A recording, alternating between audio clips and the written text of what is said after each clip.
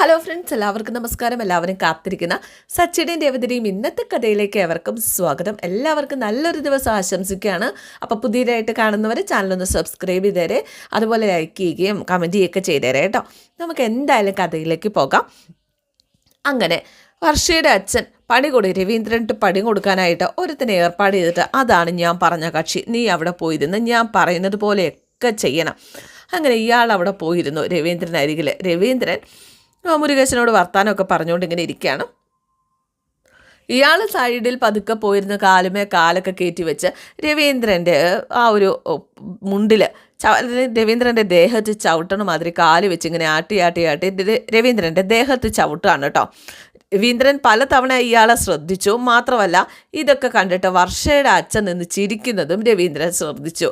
ഒരു പ്രശ്നം ഉണ്ടാക്കണ്ടല്ലോ എന്ന് കരുതിയിട്ടാണ് മിണ്ടാതിങ്ങനെ ഇരിക്കുന്നത്. രവീന്ദ്രൻ പതുക്കെ സച്ചി ഇങ്ങനെ തിരിഞ്ഞു നോക്കുക. കാരണം ഒരു പ്രശ്നം ഉണ്ടായിട്ടുണ്ടെങ്കിൽ സച്ചി അതിനകത്ത് കയറി ഇടപെടണമെന്നും സച്ചി ഇവിടെ പ്രശ്നം ഉണ്ടാക്കുന്ന എല്ലാവരും പ്രെഡിക്റ്റ് ചെയ്ത് വെച്ചിരിക്കുകയാണല്ലോ. അതുകൊണ്ട് തന്നെ മിണ്ടാതെ ഇങ്ങനെ ഇരിക്കുകയാണ് രവീന്ദ്രൻ. വർഷയുടെ അച്ഛൻ്റെ മുഖത്തെ ചിരിയും പുച്ഛവും ഒക്കെ ഇങ്ങനെ നോക്കി നിൽക്കുകയാണ്. കൂട്ടുകാരൻ്റെ പേര് മുരുകേശൻ എന്നല്ല, അശോകൻ എന്നാണ്.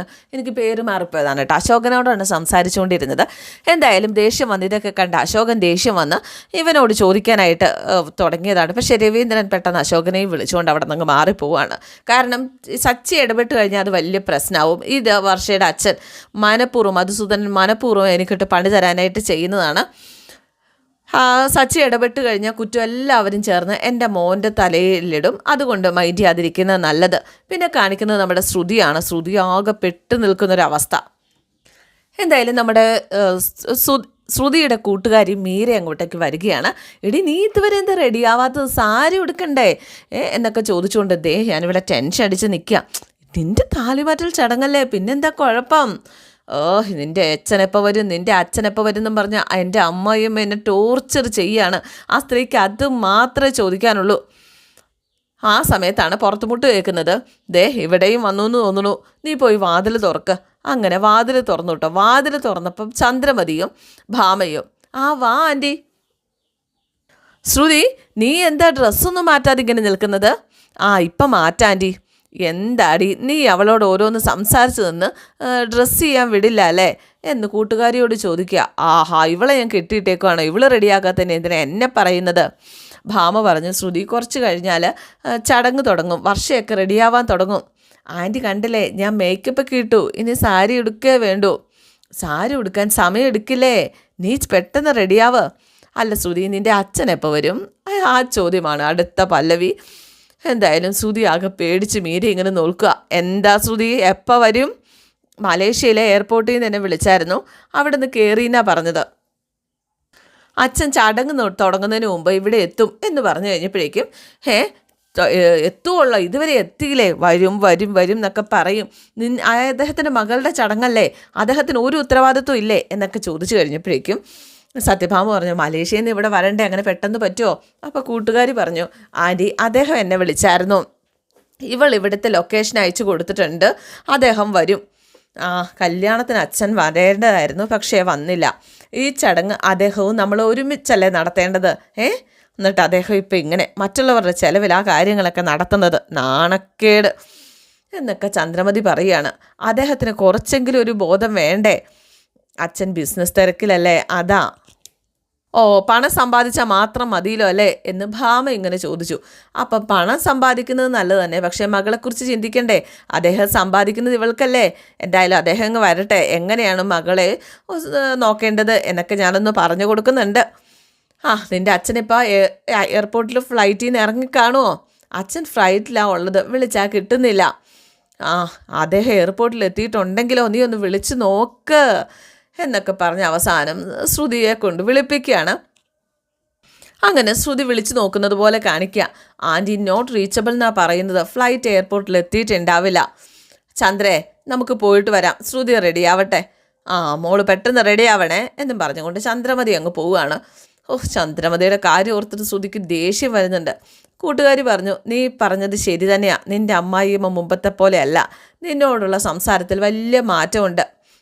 അവർക്ക് എന്നോടുണ്ടാവുന്ന സ്നേഹവും മര്യാദയൊക്കെ മാഞ്ഞു പോയിക്കൊണ്ടിരിക്കുക. എന്തായാലും എന്താണ് സംഭവിക്കാമെന്ന് ഊഹിക്കാവുന്നതേ ഉള്ളൂ കള്ളങ്ങളൊക്കെ പൊളിഞ്ഞു കഴിഞ്ഞാൽ. അതാ എനിക്കിപ്പോൾ ഒരു ടെൻഷൻ എന്ന് മീര പറയുകയാണ്. അപ്പോഴേക്കും ശ്രുതി ചോദിച്ചു, ഞാൻ പറഞ്ഞത് ചെയ്തോ? സച്ചിയാണ് നമ്മുടെ ആയുധം. അവർ ഓഡിറ്റോറിയത്തിനകത്തുണ്ടല്ലോ അല്ലേ? ഉണ്ട്. എന്തായാലും ഒന്നുകൂടെ നീ പോയി നോക്കിയിട്ട് വാ എന്ന് പറഞ്ഞുകൊണ്ട് ശ്രുതി കൂട്ടുകാരിയെ പറഞ്ഞു വിടുകയാണ്. കൂട്ടുകാരി ചെന്ന് നോക്കിയപ്പോൾ സച്ചിയും രേവതിയും അകത്തിരിപ്പുണ്ട്. രേവതിയുടെ മുഖത്താണെങ്കിൽ ഒരു ഭയവും ഉണ്ട്, സച്ചി എന്തെങ്കിലും പ്രശ്നം ഉണ്ടാക്കുമോ എന്ന്. സച്ചേട്ടാ ഒന്നും മിണ്ടാതിരിക്കണം, എന്തെങ്കിലുമൊക്കെ സംസാരിക്കുക, മിണ്ടരുത് എന്നും പറഞ്ഞുകൊണ്ട് കൈകൊണ്ട് ആംഗ്യവും കാണിച്ച് സച്ചി ഇങ്ങനെ ഇരിക്കുകയാണ്.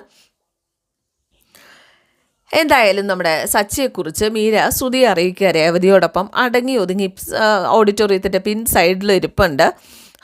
അനങ്ങിപ്പോവരുത്, മിണ്ടിപ്പോവരുത് എന്നൊക്കെ രേവതി പറഞ്ഞിട്ടുണ്ടാവും.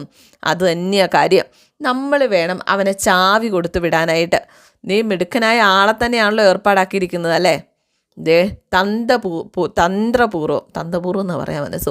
തന്ത്രപൂർവ്വം എന്തായാലും ഞാൻ ഏർപ്പാടാക്കിയ ആൾ സച്ചിയെ കുടിപ്പിക്കും. കുടിച്ച സച്ചി ആളാകെ മാറൂലോ. എന്തായാലും അവൻ്റെ ഉള്ളിലുള്ള ഒരു വൃത്തികെട്ട സച്ചിയുണ്ട്, ആ സച്ചി ഒന്ന് പുറത്തു കൊണ്ടുവന്നാൽ മതി. എന്തായാലും സച്ചി കുടിച്ച് ഒരു പരുവായി ഫംഗ്ഷൻ കുളവാക്കിക്കോളൂ, നോക്കിക്കോ. അപ്പോഴേക്കും ശ്രുതി കൂട്ടുകാരിയോട് പറഞ്ഞു, അല്ല നീ ഏർപ്പാടാക്കിയ ആളെ കാണുന്നില്ലല്ലോ, എപ്പോഴാണ് വരുന്നേ? ആ സമയത്താണ് ശ്രുതി അങ്ങോട്ടേക്ക് വരുന്നത്. ആര് വരുന്ന കാര്യമാ എന്ന് ചോദിച്ചുകൊണ്ട് ശ്രുതിയും ഈ കൂട്ടുകാരിയും കൂടെ നിന്ന് പരുങ്ങാണ്.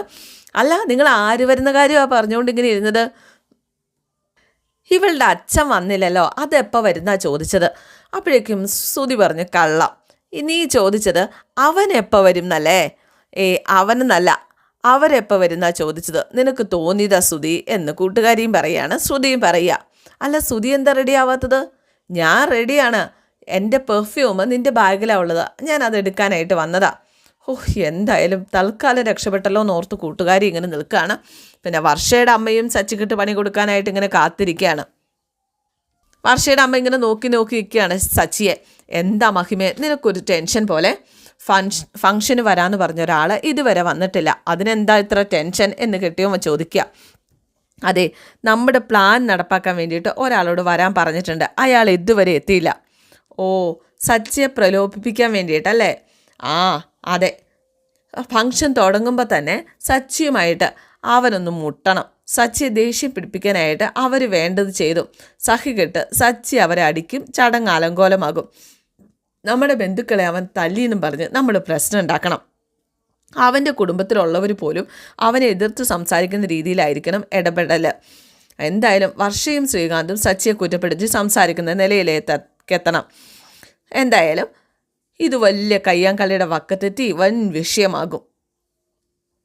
പ്രശ്നങ്ങൾ കലുഷിതമാകുമ്പോൾ ശ്രീകാന്ത് നമ്മളോടൊപ്പം നിൽക്കും, നമ്മുടെ വീട്ടിലേക്ക് വരും. പിന്നെ അവൻ നമ്മുടെ വീട്ടിലായിരിക്കും, തിരിച്ചു പോവില്ല. കാര്യങ്ങളൊക്കെ നീ വിചാരിച്ച പോലെ നടക്കുമോ? നടക്കും, അയാൾ വരട്ടെ എന്നാണ് മഹിമ ഇങ്ങനെ പറയുന്നത്. രേവതിയാണെങ്കിൽ സച്ചിയോട് ചോദിച്ചു, ഒന്നും മിണ്ടത്തില്ല, എന്താ ഒന്നും മിണ്ടാതിരിക്കുന്നത്, എന്തെങ്കിലും ഒന്ന് പറ. ഇല്ല എന്നും പറഞ്ഞുകൊണ്ട്, ഇല്ലയെന്ന് പോലും പറയുന്നില്ല, തലയാട്ടുന്നേ ഉള്ളൂ. ജ്യൂസ് വേണോ? ഞാൻ വാങ്ങിയിട്ട് വരട്ടെ? അപ്പം വേണ്ടാന്ന് തലയാട്ട. എന്നാൽ ഞാൻ പോയി വെള്ളം എടുത്തിട്ട് വരട്ടെ? വേണ്ട എന്ന് കൈകൊണ്ട് ആംഗ്യമാണ് കാണിക്കുന്നത്. വാ തുറന്ന് ഈ മനുഷ്യനൊന്നും പറയാത്ത എന്താ എന്ന് സച്ചിയോട് ചോദിക്കുകയാണ് രേവതി. ആ സമയത്താണ് സച്ചിയുടെ ഒരു കൂട്ടുകാരൻ വന്നത്. സുഖം തന്നെയല്ലേ? അപ്പോഴേക്കും പതുക്കെ കൈ കൊപ്പി കാണിക്കുകയാണ്. അച്ഛനും അമ്മയും വന്നിട്ടില്ലേ? അപ്പോൾ കൈ കൊണ്ട് ഇങ്ങനെ ആംഗ്യം കാണിക്കുക. എന്തു പറ്റി? കളകളാന്ന് നിർത്താതെ സംസാരിച്ചിരുന്ന ആളാണല്ലോ, എന്താ ഇവന് പറ്റിയത്?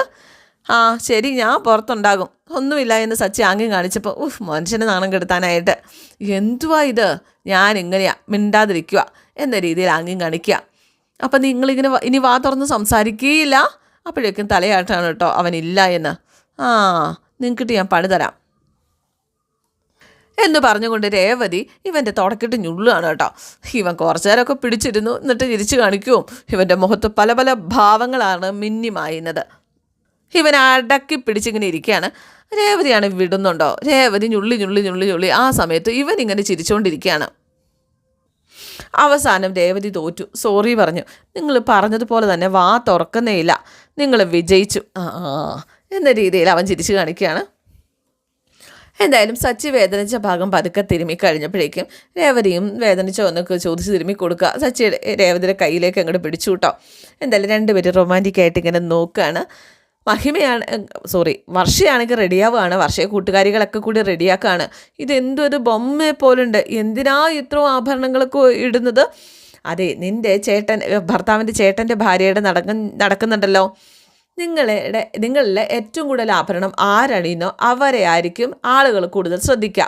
നീ കൂടുതൽ സുന്ദരിയാവണമെങ്കിൽ നീ ആഭരണം അണിയണം. അതിനിവിടെ മത്സരമല്ലല്ലോ നടക്കുന്നത്, താലി പിരിച്ചു കോർക്കൽ ചടങ്ങല്ലേ നടക്കുന്നത്. എന്തായാലും നിൻ്റെ അമ്മയുടെ ആഗ്രഹമല്ലേ, എന്നാലും ഇത് അൺകംഫർട്ടബിളാണ്. എന്തായാലും ഇത് ഡെയിലി അണിയുന്നൊന്നുമില്ലല്ലോ. ഇന്ന് കഴിഞ്ഞാൽ പിന്നെ നിൻ്റെ കുഞ്ഞിൻ്റെ നൂലുകെട്ടൽ ചടങ്ങിനല്ലേ നീ ഇതണിയുള്ളൂ. എന്തായാലും അത് പെട്ടെന്ന് ഉണ്ടാവുമോ എന്ന് കൂട്ടുകാരിമാരിങ്ങനെ ചോദിച്ച് കളിയാക്കാണ്. അത് കുറച്ച് ലേറ്റ് ആകും എന്ന് വർഷ പറഞ്ഞപ്പോൾ ശ്രീകാന്ത് കയറി വന്നു. എന്ത് ലേറ്റ് ആവുന്ന കാര്യമാണ് പറഞ്ഞത്? അപ്പോൾ വർഷ പെട്ടെന്ന് നാണിച്ചാതെ ഫുഡ് കഴിക്കുന്ന കാര്യമാണ് പറഞ്ഞത്. അല്ല, ഇവരെന്തിനാ ചിരിക്കുന്നത്? അല്ല, ശ്രീകാന്ത് എന്തിനിപ്പോൾ ഇങ്ങോട്ട് വന്നത്? അതൊന്ന് കാണാൻ വേണ്ടി വന്നതാ, ഇത്ര തിരക്കാണെന്ന് കരുതിയില്ല. അപ്പോഴേക്കും കൂട്ടുകാർ പറഞ്ഞു, വർഷേ നീ ഇവിടെ ഇരിക്കുക, ഞങ്ങൾ ചെന്ന് നിനക്ക് ജ്യൂസ് എടുത്തിട്ട് തരാം. അവരെനിക്ക് ജ്യൂസ് വേണമെന്ന് പറഞ്ഞില്ലല്ലോ. നീ പറഞ്ഞിരുന്നു എന്ന് പറഞ്ഞു കൂട്ടുകാരിമാർ മാറിക്കൊടുക്കുകയാണ്. അങ്ങനെ ഒരുങ്ങി നിൽക്കുന്ന വർഷയെ ശ്രീകാന്ത് കണ്ണ് നിറച്ചിങ്ങനെ കാണുകയാണ്. ഇന്ന് നിന്നെ കാണാൻ നല്ല ഭംഗിയുണ്ട്. അപ്പം നേരത്തെ ഭംഗിയില്ലായിരുന്നോ? അല്ല, ഇന്ന് കൂടുതൽ ഭംഗിയുണ്ട്. നല്ല സാരി ഉടുത്ത് നിറയെ ആഭരണങ്ങളൊക്കെ അണിഞ്ഞ്. അപ്പം നല്ല സാരിയും നിറയെ ആഭരണങ്ങളൊക്കെ അണിഞ്ഞാൽ ഏത് പെണ്ണും സുന്ദരിയാവൂലേ? പറഞ്ഞത് അബദ്ധമായി പോയോ? അതെ, സൗന്ദര്യം ഇതൊന്നും അല്ല, സൗന്ദര്യം പുറമേ കാണുന്നതും അല്ല. പിന്നെന്തിനാ ഇതണിഞ്ഞത്? അത് അമ്മ നിർബന്ധിച്ചിട്ടല്ലേ അണിഞ്ഞത്. ഞാനൊരു ജീൻസും ടീഷർട്ടും ഇട്ട് അവിടെ ചെന്നിരുന്നേനെ. അപ്പോൾ ആഭരണങ്ങൾ കുറച്ച് കൂടുതലാണ്, ഇത്രയും വേണ്ടായിരുന്നു. നീ പുറത്തൊന്നും ഇറങ്ങല്ല, ആളുകൾ നിന്നെ പൊക്കിക്കൊണ്ട് പോകും, നോക്കിക്കോ. അതെ, നീ പേടിക്കണ്ട, എന്നെ ആരും കടത്തിക്കൊണ്ട് പോവില്ല. അഥവാ ഇനി കടത്തിക്കൊണ്ട് പോയാലും സഹിക്കാൻ പറ്റാതെ അവർ തിരിച്ചുകൊണ്ടാക്കും. അപ്പം ഞാൻ സഹിക്കാൻ പറ്റാത്തയാളാ? ഞാൻ ചുമ്മാ പറഞ്ഞതല്ലേ. അല്ല, നിൻ്റെ മുഖത്തെന്താ ഒരു പാടുപോലെ? എവിടെ? ഇവിടെയാണോ? അല്ലല്ലല്ല, ഇവിടെയാണോ? അല്ലല്ലല്ല, ഞാൻ കാണിച്ചു തരാം. അങ്ങനെ ദാ ഇവിടെ എന്നും പറഞ്ഞുകൊണ്ട് പതുക്കെ ഉമ്മ കൊടുക്കുവാണ്. മനസ്സിലായി കേട്ടോ എന്നും പറഞ്ഞ് വർഷ തള്ളി മാറ്റുക. എന്താ, വലിയ റൊമാൻസിലാണല്ലോ. എന്താ റൊമാൻസിലായിക്കൂടെ? അതെ, വീട് വിട്ട് പുറത്ത് വന്ന നീ 2 അടി മാറിയല്ലേ നിൽക്കാറുള്ളൂ. ഇന്ന് എന്താണ് പറ്റിയത്? ഇതിപ്പം നമ്മൾ മാത്രമല്ലേ ഉള്ളൂ. പേടിയോ? എനിക്കോ? നിന്നേക്കാൾ റൊമാൻറ്റിക് ഞാനല്ലേടാ. ആ സമയത്താണ് കൂട്ടുകാരിമാർ വരുന്നത്. കൂട്ടുകാരിമാരല്ല, വർഷയുടെ അമ്മ വർഷയെന്ന് വിളിച്ചുകൊണ്ട് വരുന്നത്. ഈശ്വരാ, നിൻ്റെ അമ്മ ഇനി എന്ത് വിചാരിക്കും എന്നൊക്കെ പറഞ്ഞുകൊണ്ട് ഇതെങ്ങോട്ടായി കാണിക്കുന്നേ? വർഷയുടെ അമ്മ വരുന്നെന്ന് പറഞ്ഞ് ഇവനെ ഒളിക്കാനും കട്ടിലടി കയറാനൊക്കെ നോക്കുക. എന്താ ശ്രീകാന്ത് ഈ കാണിക്കുന്നത് എന്ന് ചോദിച്ച് പിടിച്ചു വെച്ചേക്കാണ് നമ്മുടെ വർഷ. അപ്പോഴേക്ക് മഹിമ വന്നു കേട്ടോ. മോൻ ഇവിടെ ഉണ്ടായിരുന്നോ? ഞാൻ അറിഞ്ഞില്ല, സോറി. അതാ ഇല്ലാണ്ട് ഈ സോപ്പ് അല്ല ജീപ്പ് അല്ല വേണ്ട എന്നും പറഞ്ഞുകൊണ്ട് ശ്രീകാന്ത് ഒരു പോക്ക്. വർഷം നിന്ന് ചിരിക്കുകയാണ്. അമ്മ, ഇത്ര ആഭരണങ്ങൾ ഇടണോ? എനിക്ക് വല്ലാതിരിക്കുന്നു. അതേ, കുറച്ച് നേരത്തേക്കല്ലേ മോളെ. വീണ്ടും ഒരു മാല എടുത്ത് കൊടുക്കുകയാണ് കേട്ടോ.